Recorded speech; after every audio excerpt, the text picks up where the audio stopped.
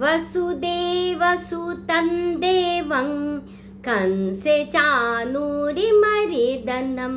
देवकी परमानन्दं कृष्णं वन्दे जगद्गुरुं। श्री कृष्ण वंदे जगद्गुरु। जय श्री कृष्ण। आप सभी को डिवाइन गीता बाय शशि में आप सभी का हार्दिक स्वागत है। श्रीमद् भगवद गीता के दिव्य ज्ञान के साथ हम कर रहे हैं एक नई आध्यात्मिक यात्रा का आरंभ।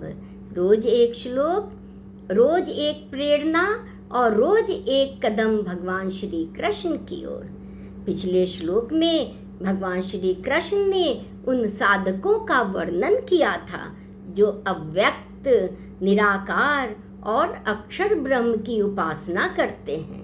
भगवान श्री कृष्ण श्रीमद् भगवद गीता के 12वें अध्याय भक्ति योग के 4थे श्लोक में बताते हैं कि ऐसे साधक किन गुणों से युक्त होते हैं और किस प्रकार अपनी साधना को पूर्ण करते हैं।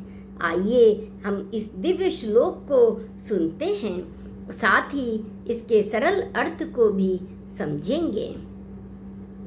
सन्नियम इंद्रिय ग्रामं सर्वत्र समबुद्धयः ते प्राप्नुवन्ति मामेव सर्वभूतहिते रताः।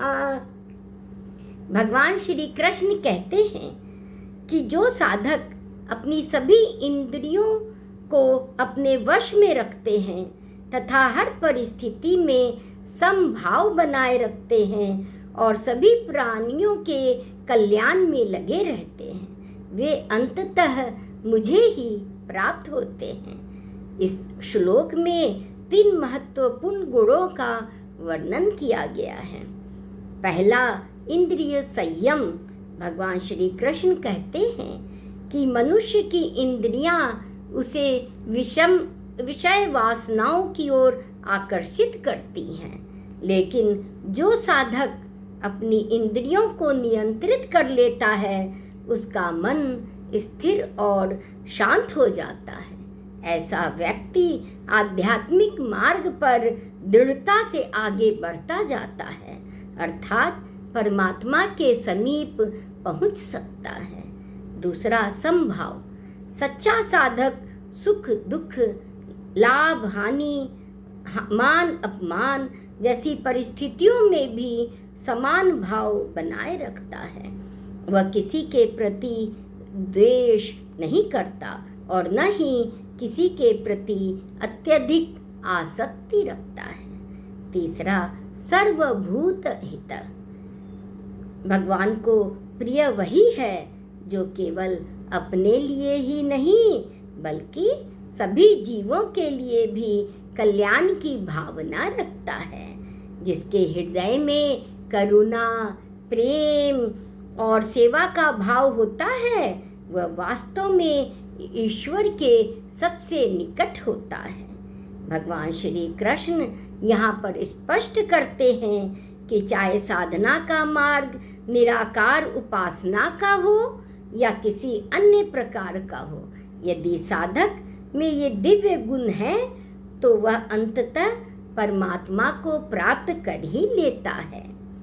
यह श्लोक हमें सिखाता है कि ईश्वर की प्राप्ति केवल पूजा पाठ से ही नहीं होती है बल्कि इंद्रिय संयम, समभाव और समस्त प्राणियों के प्रति कल्याण की भावना से होती है। जब हमारा जीवन सेवा, प्रेम और संतुलन से भर जाता है तब हम वास्तव में भगवान के मार्ग पर चल रहे होते हैं। तो दोस्तों, आइए हम भी अपने जीवन में इंद्रिय संयम, समभाव और सभी प्राणियों के प्रति प्रेम एवं सेवा की भावनाओं को अपनाने का संकल्प लें।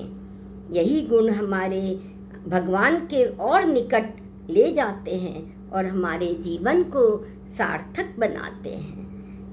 यदि आपको यह प्रस्तुति पसंद आई हो तो मेरे वीडियो को लाइक करें, अपने प्रियजनों के साथ शेयर करें तथा हमारे channel divine Gita by Shashi को सब्सक्राइब अवश्य करें।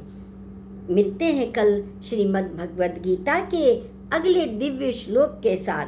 तब तक आप सभी साधक अपने हृदय में भगवान श्री कृष्ण का स्मरण बनाए रखें।